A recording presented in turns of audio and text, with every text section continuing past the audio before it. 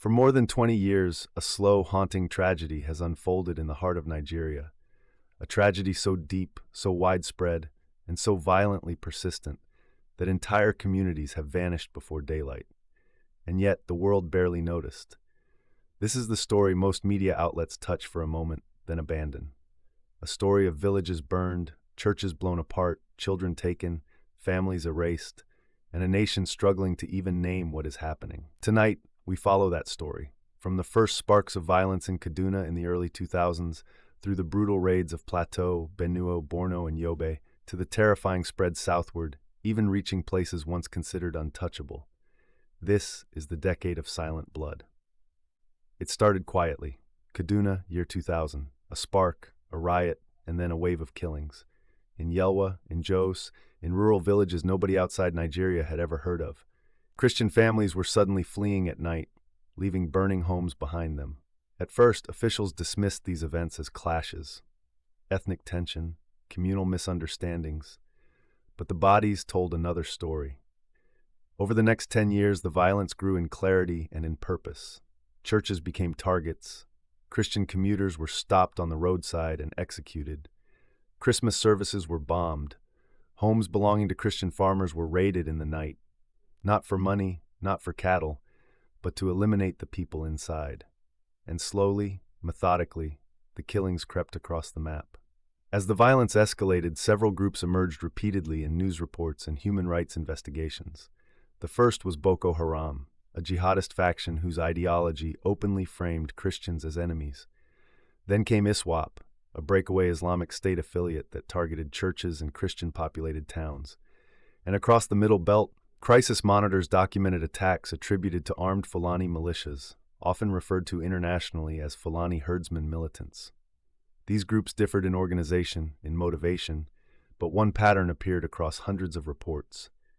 Christian communities were repeatedly and overwhelmingly the victims. Entire villages, mostly Christian, were emptied overnight, farmlands seized, houses renamed. Human rights organizations warned the world, this is systematic. But global attention, it flickered and then vanished. And this is where the story turns darker. By 2014, things reached a breaking point. The Chibok kidnappings, 276 schoolgirls taken, many of them Christian. The world cried out, hashtags trended, and then silence. Yet the attacks continued. Christmas Eve raids, church bombings, nighttime massacres across Benue, Plateau, Kaduna, Nasarawa, Taraba.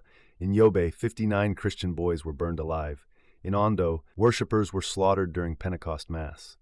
In Benue, entire districts were emptied, methodically, brutally, repeatedly.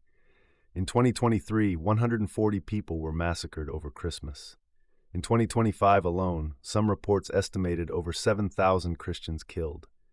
And at this point, we must ask the question the nation is afraid to answer. Why has the killing of Christians in Nigeria persisted for more than a decade, with no end in sight? In the public space, in news reports, interviews, witness testimonies, and social media, one accusation appears again and again, that some powerful individuals, groups, and networks may be silently enabling, financing, or shielding the attackers.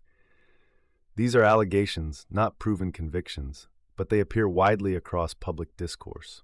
Survivors often allege that attackers move in large, coordinated formations, sometimes with motorcycles, drones, or sophisticated rifles. Villagers frequently ask, who is supplying them? Who is protecting them? Who benefits when Christian communities are displaced? Nobody gives answers. But one thing is clear. The violence is too organized, too consistent, and too widespread to be random. And what about the government? This is where the story enters its most painful chapter. For years, survivors begged for help. They called the police, they called the army, they filed petitions, they protested, yet the pattern became depressingly predictable. After a massacre, soldiers arrived 24 to 48 hours later. Government spokesmen issue statements condemning criminal elements. Officials describe the attacks as farmer-herder clashes, even when no clash occurred, only a one-sided night raid on sleeping Christian families. Christian leaders accuse the government of downplaying the scale of killings, refusing to recognize religious targeting, failing to arrest perpetrators, and sometimes denying that massacres took place at all. Meanwhile, the political class urges calm, praises peace, and returns to campaign rallies.